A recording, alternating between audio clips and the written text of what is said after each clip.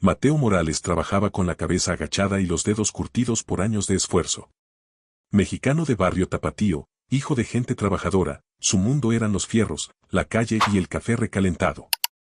Su taller, escondido entre las calles polvorientas de la colonia El Salate, no tenía letrero, ni logo, ni horario fijo, pero los vecinos sabían que ahí se arreglaban cosas que en otros lados daban por perdidas.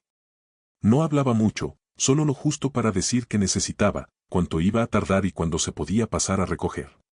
Lo demás lo decía con las manos precisas, firmes, pacientes. Antes de continuar con esta conmovedora historia, no olvides suscribirte al canal para no perderte futuras historias de injusticias latina. Continuemos. Su radio vieja sonaba siempre a boleros, mientras la grasa se le metía por debajo de las uñas y el olor a aceite quemado se mezclaba con el sudor del día. Pocas personas sabían algo de su pasado. Algunos decían que había trabajado en Estados Unidos, otros que había tenido un accidente y por eso ya no hablaba tanto. Nadie lo sabía a ciencia cierta. Pero todos coincidían en algo, Mateo nunca decía que no. Si algo llegaba roto, él lo intentaba.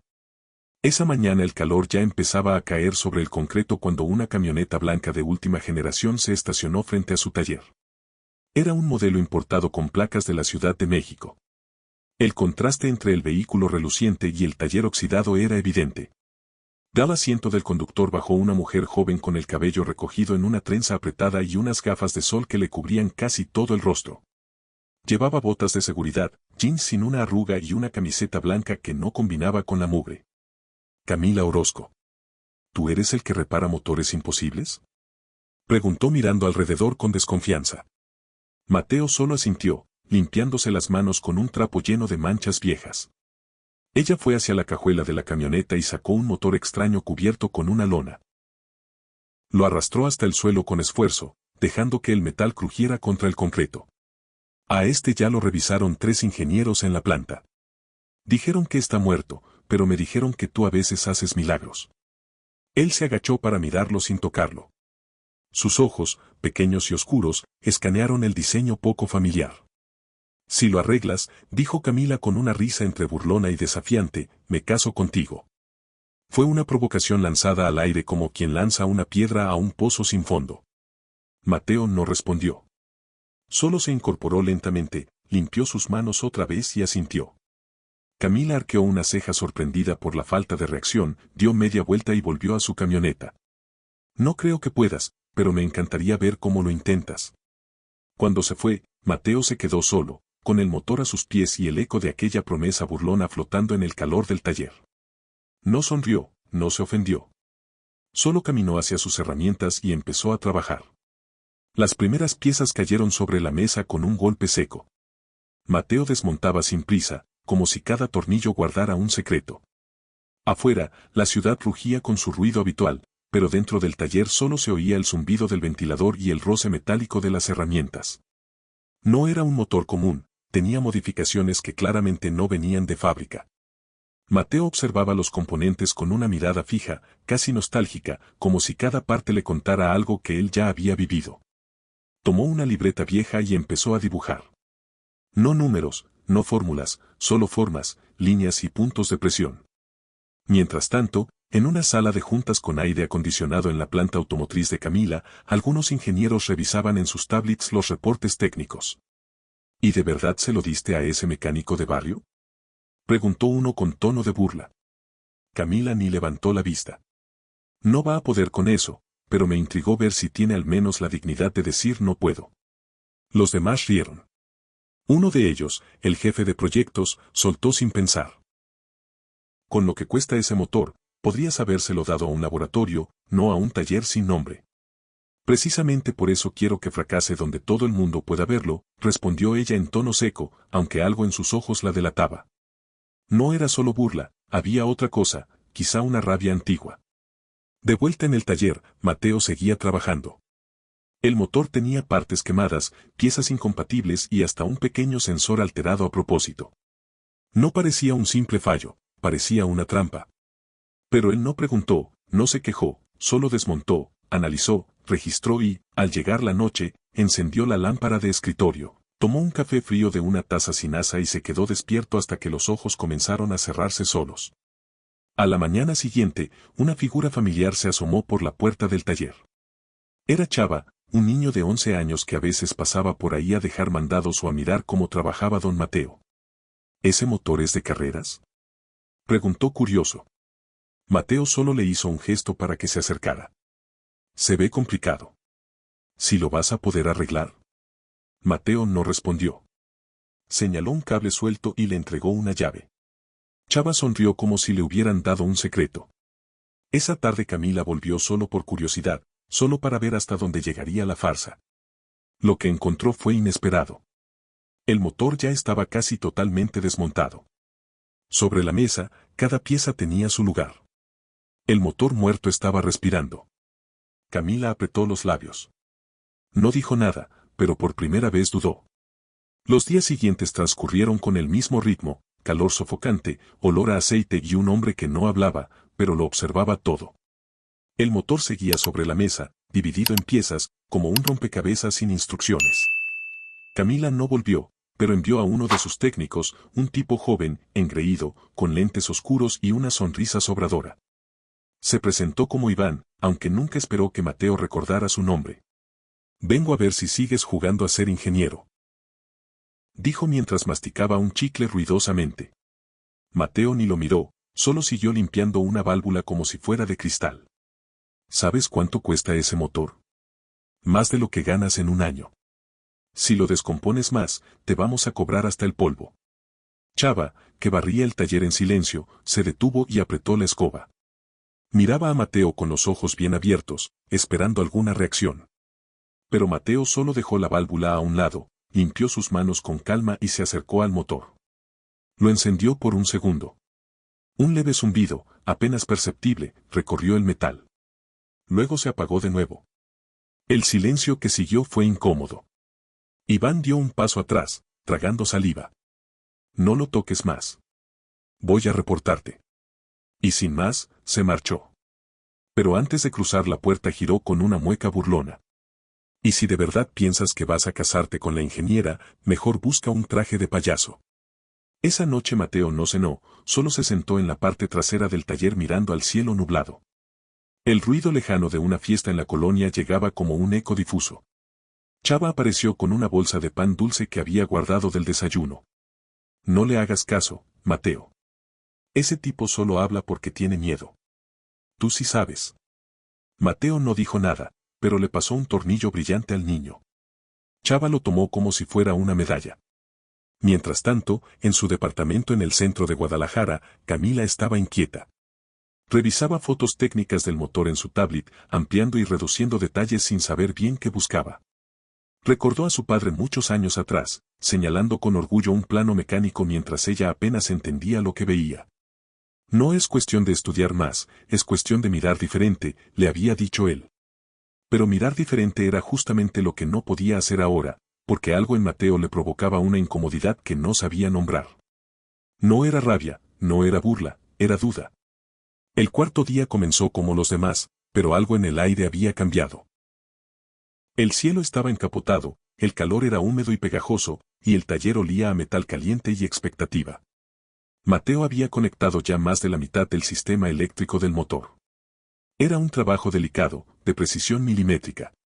Había reemplazado sensores, rearmado la distribución de energía y corregido errores que claramente habían sido provocados a propósito. Aquel motor no había fallado por accidente, lo habían saboteado. A media mañana, Camila apareció sin avisar. Entró al taller como si no quisiera estar ahí, pero sin poder evitarlo. Vestía diferente, más informal, aunque su presencia seguía imponiendo. Llevaba una carpeta en la mano, pero no la abrió. ¿Hasta dónde llegaste?, preguntó sin saludar. Mateo le mostró con un simple gesto que el motor ya estaba montado de nuevo, aunque sin encender aún. Ella se acercó observando los detalles y frunció el ceño. Esto no está como en el plano original. Mateo tomó una hoja vieja donde había dibujado a mano un nuevo diagrama. Camila lo miró y por un segundo no dijo nada. Esto no debería funcionar así, pero hizo una pausa, tragando saliva. Esto tiene sentido. Era la primera vez que su voz no sonaba altiva. Sonaba sorprendida, como si por primera vez estuviera viendo a Mateo sin el filtro del prejuicio. Pero ese instante se rompió cuando Iván apareció por la puerta, esta vez acompañado de 2 ingenieros más. Traían celulares en la mano y cámaras encendidas. Vamos a ver el show del milagrero, bromeó uno, mientras el otro ya estaba grabando. Camila no dijo nada. No los había mandado llamar, pero tampoco los detuvo. El ambiente se tensó. Mateo, sin hablar, giró una válvula, ajustó un par de perillas y respiró hondo. Luego presionó el botón de encendido. El motor rugió, no como una explosión, sino como un despertar. Vibró estable, constante, limpio. Un milagro técnico nacido en un taller polvoriento. Por un instante nadie dijo nada. Solo se oía el motor, vivo, completo, hasta que Iván estalló en una carcajada sarcástica. Pues mira tú, el mago lo hizo, gritó. ¿Y ahora qué, Camila, te casas con el mecánico? Las risas fueron inmediatas. Uno de los ingenieros lo grababa todo. Otro lanzó. Que preparen los anillos, ¿no? Camila se quedó paralizada. No respondió, no defendió a Mateo. No negó, pero tampoco afirmó. Solo sonrió de forma vaga y bajó la mirada. Ese fue el momento. El instante exacto en que algo se rompió. Mateo apagó el motor sin rabia, sin palabras. Solo se quitó los guantes, los dejó en la mesa y se alejó hacia el fondo del taller sin mirar a nadie, como si el rugido del motor le hubiera quitado algo en lugar de devolvérselo. Esa noche Chava lo encontró sentado en la banqueta. No había luces prendidas, ni radio, ni herramientas en la mano. ¿Estás bien?, preguntó en voz baja. Mateo no respondió, solo miró al cielo nublado y por primera vez se sintió verdaderamente solo. Al día siguiente, el taller de Mateo amaneció con algo que nunca antes había tenido: atención. Una nota breve en redes sociales acompañada del video grabado por los ingenieros se volvió viral en cuestión de horas.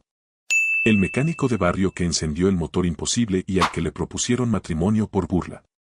Las reacciones iban desde el asombro técnico hasta la risa cruel. Que le den el anillo, y la boda para cuando, nivel de ilusiones rotas, se leía en los comentarios. Camila, al ver el video circular con su voz en tono burlón diciendo, si lo arreglas tú, me caso contigo, sintió una punzada en el pecho. No por el escándalo, sino por algo más íntimo, más incómodo. La forma en que ella misma se había escuchado, la risa, la mirada, el silencio cuando Mateo necesitaba dignidad, no espectáculo. Intentó llamarlo. No contestó. Mandó un correo desde su cuenta laboral. Ninguna respuesta. Entonces fue en persona. Cuando llegó, Chava estaba en la entrada del taller, sentado en una caja rota como un guardián silencioso. No quiere hablar con nadie, dijo el niño sin levantar la vista. Solo quiero explicarle. No quiere explicaciones, interrumpió Chava, esta vez mirándola directamente. Usted se rió con todos. Se quedó callada cuando se burlaron. ¿Qué quiere ahora? Camila tragó saliva. Nadie le había hablado así en mucho tiempo. No desde su padre, muchos años atrás, cuando aún creía que podía confiar en su criterio. Se fue sin insistir. Esa misma noche, una camioneta blanca del corporativo se estacionó en la calle del taller. Bajaron 2 ejecutivos. Traían un portapapeles, una carta de oferta y una sonrisa falsa. Querían contratar a Mateo Morales, no como mecánico, como asesor técnico en una división experimental. Mateo, mecánico mexicano de barrio Tapatío, los escuchó en silencio. Tu solución nos ahorra miles. Queremos que te unas al equipo. Pero Mateo no los dejó terminar. Tomó el documento, lo dobló sin leerlo y lo colocó sobre el motor que había reparado. Después, con una calma inexplicable, dijo apenas una frase: no trabajo con quienes se ríen mientras humillan. Ellos intentaron argumentar, explicar que era un malentendido, que el video ayudó a mostrar su talento, que todo el mundo hablaba de él. Ya hablaron, ahora cállense, dijo esta vez con firmeza. Los ejecutivos se fueron y con ellos cualquier esperanza de fingir que no fue para tanto. Más tarde, en su departamento, Camila se sentó sola frente a su laptop. Abrió un archivo que llevaba años sin tocar, un proyecto personal que había abandonado cuando decidió seguir subiendo en la empresa a cualquier costo. Planos, ideas, diagramas que alguna vez creyó que la harían distinta. Y entonces pensó en Mateo, no por el motor, sino por el silencio, el suyo y el de él, y entendió que no era solo un mecánico, era un espejo, uno que la había obligado a ver en quién se había convertido. En el taller, Mateo guardó sus herramientas en una caja de madera, no porque se rindiera, sino porque había entendido que lo que rompieron no era el motor, era la dignidad, y esa no se arregla con tornillos. 3 días pasaron sin que Mateo abriera el taller. Los vecinos empezaron a murmurar. Algunos pensaban que se había ido, otros que lo habían contratado en la capital. Pero Chava sabía la verdad. Mateo seguía ahí adentro en silencio, arreglando algo que no se veía. Una tarde, mientras el sol se escondía entre los techos de lámina y las barras de concreto, una señora mayor llegó al taller con paso lento. Llevaba un sobre en la mano y una mirada conocida, la de quien ha visto demasiado, pero no lo dice todo de golpe. Chava la reconoció. Era doña Elena, la señora que vivía al final de la calle y que cada diciembre le llevaba tamales a Mateo sin cobrarle un peso. ¿Está bien?, le preguntó al niño. Chava asintió, pero no sonrió. Ella se sentó en una silla junto a la entrada y después de un rato murmuró, la gente cree que Mateo siempre fue así, callado, cerrado, solo, pero no lo conocieron cuando llegó. Chava la miró con atención. Nunca la había oído hablar tanto. Tenía una hija pequeña. Se llamaba Mariana, dijo con la voz quebrada. Y una esposa que se llamaba Laura. Vivían en otro estado, pero un accidente en la carretera lo cambió todo. Chava no parpadeó. Después del entierro, Mateo llegó aquí. No habló por semanas, solo trabajaba. Hasta que un día un motor viejo le devolvió la calma. Desde entonces no volvió a hablar de ellas ni una sola vez. El niño sintió un nudo en la garganta y nadie lo sabe, nadie pregunta y él no explica. Esa noche Camila fue una vez más al taller. Esta vez no llevaba papeles ni pretextos, solo una libreta pequeña. Cuando llegó, lo encontró abierto por primera vez desde el incidente. Mateo estaba de pie junto al motor, desarmándolo de nuevo. Por necesidad, por limpieza, por despedida. No vengo por el motor, dijo Camila en voz baja. Él no respondió, pero no la echó. Vengo porque fui parte de lo que te rompió y porque entiendo que arreglar un motor no fue lo difícil. Mateo levantó la vista por primera vez. Sé lo que perdiste, añadió ella con suavidad. Y sé que eso no se repara. Silencio. Yo también perdí algo. Continuó. No fue un accidente. Fue lento. Me fui volviendo alguien que no escucha, que no mira, que se ríe cuando debería callarse. Y tú me hiciste darme cuenta. Mateo bajó la mirada. Una lágrima solitaria, casi imperceptible, rodó por su mejilla. No hizo ruido, no fue dramática, pero pesaba como todo lo que no se dice. Camila le extendió la libreta. Era su proyecto antiguo, lleno de ideas y planos que ella misma había dejado morir. Tal vez no quieras trabajar para la empresa, pero podríamos trabajar en esto, tú y yo, como iguales, sin cámaras, sin promesas ridículas. Mateo la miró, no asintió, no habló, solo tomó la libreta, la abrió y comenzó a dibujar. Y en ese trazo silencioso, algo comenzó a recomponerse. La noticia de que Mateo había rechazado el contrato de la empresa no tardó en llegar a las oficinas centrales. Pero lo que nadie esperaba fue lo que vino después, un reporte técnico interno filtrado desde adentro que revelaba que el motor experimental sí había sido saboteado y que la falla no era accidental. Lo que Mateo había descubierto con sus manos, otros lo confirmaron con cifras. Camila leyó el informe en silencio, con el ceño fruncido. Había nombres conocidos, involucrados, firmas, correos ocultos y, entre los implicados, Iván. La indignación subió como fuego lento. Ya no se trataba solo de una burla personal, era un sistema entero que operaba bajo arrogancia, encubrimiento y conveniencia. Y Mateo había sido el blanco perfecto, invisible, sin voz, sin título, pero demasiado capaz como para ignorarlo. Esa misma tarde Camila presentó su renuncia. No lo discutió, no lloró, solo dejó el folder sobre la mesa del director general y dijo: No me quedo en un lugar donde el talento se usa solo si viene con corbata. En el Salate, el taller de Mateo seguía igual por fuera, pero algo había cambiado por dentro. Camila iba cada mañana sin uniforme ni jerarquía, solo con una mochila, una libreta y el deseo de escuchar. Mateo la dejaba estar. A veces compartían dibujos, a veces discutían soluciones y en algunas tardes simplemente trabajaban en silencio, cada uno desde su rincón. Pero no todo era tranquilidad. Una mañana, Iván llegó de nuevo, esta vez sin cámaras, sin chicle, sin bromas. Quiero hablar contigo, le dijo a Mateo de pie frente a la entrada polvorienta. Mateo lo miró desde lejos sin invitarlo a pasar. No me interesa disculparme, dijo Iván bajando la mirada. Sé que no alcanza. Solo vine a decirte que ya me echaron y que me lo merezco. Mateo no reaccionó. Solo volvió a su banco de trabajo. ¿Sabes qué fue lo peor?, insistió Iván. No fue perder el puesto, fue ver como todos sabíamos que tenías razón y nos callamos. Porque tú no tienes un diploma, no tienes un nombre, no tienes escudo. Se giró para irse, pero antes de cruzar la puerta se detuvo. Gracias por arreglar el motor, pero más que eso, gracias por no volverte como nosotros. Silencio. Camila lo observó desde un rincón y por primera vez sintió algo que no había sentido antes en toda su carrera, admiración profunda por alguien a quien nunca había sabido mirar. Esa noche, en el taller, Mateo encendió la vieja radio de boleros. Camila le ofreció un café y se sentó a su lado. ¿Y ahora qué sigue?, preguntó ella. Mateo tomó una hoja nueva, limpió su lápiz y comenzó a diseñar algo desde cero. Lo que sigue, dijo con voz ronca, lenta, como si le costara salir, es que construyamos lo nuestro sin pedir permiso. Y Camila sonrió, no porque él hablara, sino porque finalmente lo escuchó. Pasaron 6 meses. En el mismo terreno polvoriento, donde antes había un taller sin letrero, ahora se alzaba una pequeña nave metálica, aún sin pintar del todo, pero con ventanas amplias, bancos nuevos y planos pegados en las paredes. No era una empresa, no era un centro técnico, era otra cosa, algo que no tenía nombre aún, pero ya tenía alma. Mateo y Camila juntos habían empezado a construir desde cero un espacio donde la experiencia callejera y el conocimiento académico no se contradecían, se escuchaban. No importaba si sabías leer planos o si solo sabías escuchar los sonidos de un motor con los ojos cerrados. Lo importante era querer entender.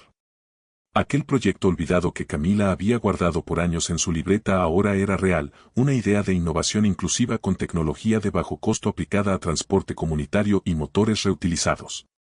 Y lo que muchos llamaban un taller raro empezaba a recibir visitas de universidades, pequeños emprendedores e incluso excompañeros de Camila, esta vez en calidad de aprendices. Pero Mateo no cambió. Seguía llegando temprano, seguía con las manos manchadas de grasa y seguía hablando poco, aunque de vez en cuando cruzaba una palabra breve con quien se la ganaba con respeto.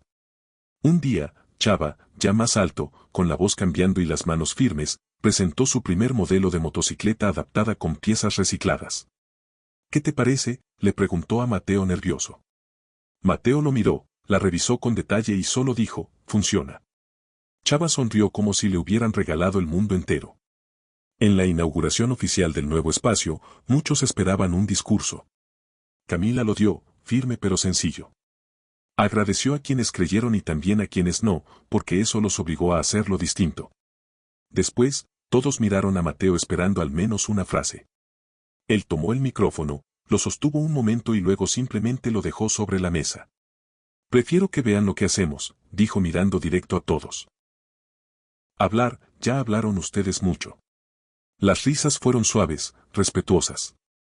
Esta vez no hubo burlas, solo admiración. Esa noche, ya sin luces ni visitas, Mateo y Camila se quedaron solos, sentados sobre una llanta vieja, mirando el cielo despejado. ¿Te acuerdas cuando dijiste que si arreglabas el motor me casaría contigo?, dijo ella con una sonrisa suave. Mateo no respondió de inmediato, solo la miró con una mezcla de ironía y ternura. No arreglé el motor. Arreglamos otra cosa.